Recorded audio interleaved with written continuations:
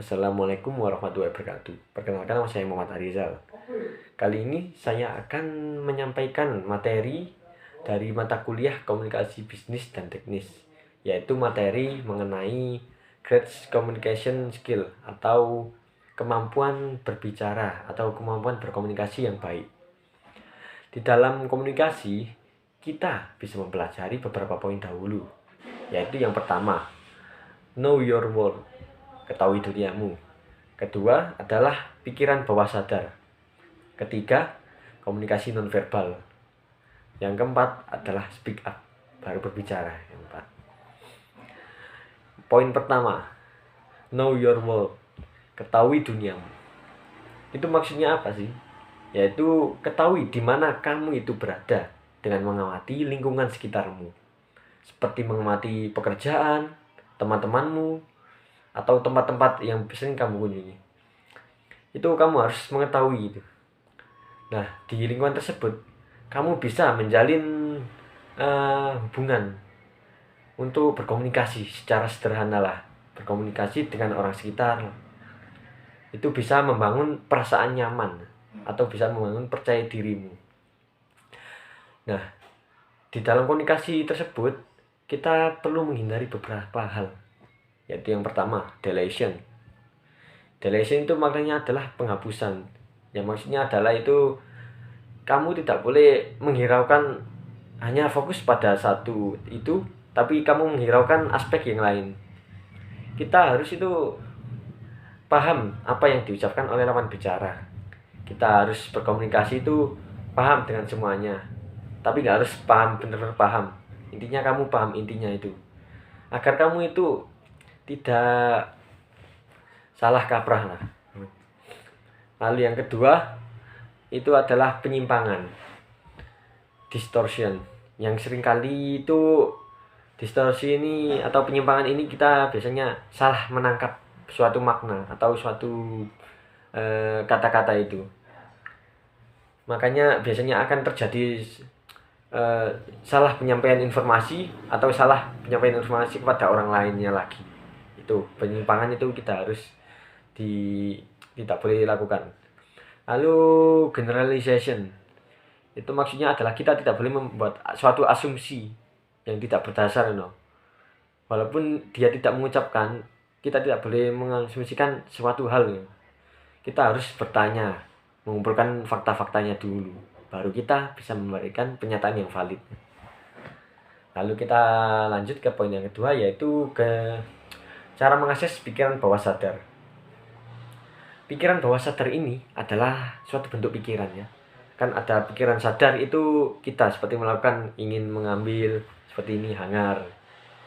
Kita bisa mengambil hangar atau gak berjalan biasanya. Itu sadar kita. Kalau pikiran bawah sadar itu kita adalah ingatan kita, kebiasaan, dan kepribadian. Nah, itu adalah pikiran bawah sadar. Kita tidak sadar melakukannya. Nah, pikiran bawah sadar ini juga bisa digunakan sebagai sugesti diri. Nah, sehingga seseorang itu bisa lebih mudah untuk membuat seperti mensugesti dirinya sendiri menjadi percaya diri. Nah, berikut saya akan menyampaikan cara-cara untuk bisa mengakses alam bawah sadar. Yang pertama, yaitu bukan alam bawah sadar. Yang pertama adalah buatlah pengingat. Kita harus membuat pengingat seperti apa, bentuk tanda-tanda atau kata-kata itu, dimana kita bisa mengingat sensasi dimana kita pernah membuat tanda tersebut. Seperti kita liburan di pantai, kita ingat tanda apa, seperti pohon kelapa gitu kan.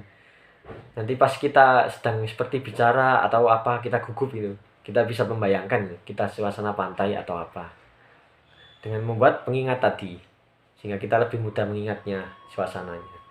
Lalu yang kedua adalah meditasi.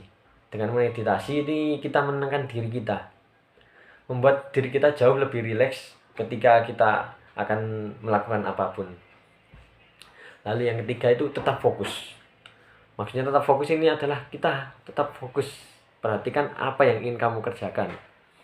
Seperti kamu ingin berbicara ini, ingin menyampaikan topik ini, janganlah kamu terganggu dengan seperti opini-opini atau perkataan orang lain itu.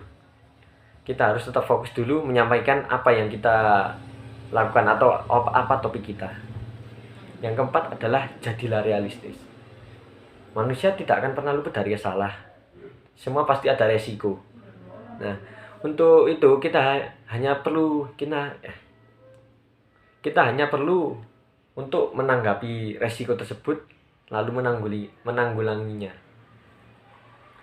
Lalu yang poin ketiga adalah komunikasi nonverbal. Komunikasi nonverbal ini adalah komunikasi yang bukan kata-kata. Seperti ini, gerak tubuh kita, raut wajah, dan nada kita. Kalau kita marah kan nada kita jelas tinggi dan rautnya agak muram. Nah, dengan kita melakukan komunikasi nonverbal ini akan memperjelas apa yang kita ucapkan di itu. Karena kita dibarengi dengan komunikasi dengan gerak tubuh, ekspresi ini, sehingga bisa lebih memperjelasnya. Lalu yang keempat adalah berbicara. Mulailah berbicara itu dengan teman sekitarmu. Jadi untuk membangun rasa percaya dirimu. Agar bisa kamu menjadi seorang komunikasi yang hebat, membuat komunikasi yang hebat adalah dengan cara berbicara atau berkomunikasi secara sederhana dengan orang-orang sekitar. Maka dari itu kita harus saling menjalin atau mulailah menjalin dengan orang-orang sekitarmu. Itu juga bisa meningkatkan percaya dirimu. Oke, terima kasih. Itu saja dari saya materi yang bisa saya sampaikan kali ini. Terima kasih telah menonton. Assalamualaikum warahmatullahi wabarakatuh.